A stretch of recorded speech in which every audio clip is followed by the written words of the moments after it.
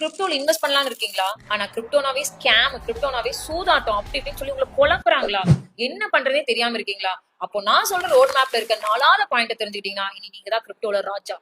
இன்னைக்கு மார்க்கெட்ல மட்டும் 50,000 கிரிப்டோ கரன்சிஸ் இருக்கு. அப்போ இத்தனை கிரிப்டோ கரன்சிஸ்ல இனிஷியல் காயின் ஆஃபரிங் ஐசிஓ ஸ்டேஜ்ல எந்த காயின் இருக்கோ அதை நீங்க ஃபர்ஸ்ட் வாங்குற ஆப்ஷனா வச்சுக்கலாம்.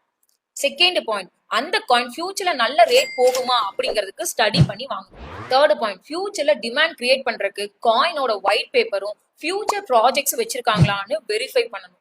அதை விட முக்கியமான மெயின் ஃபோர்த் பாயிண்ட் என்னன்னாங்க, அது ஃபர்ஸ்ட் காயினா இல்ல டோக்கனான்னு கிராஸ் வெரிஃபை பண்ணணும்.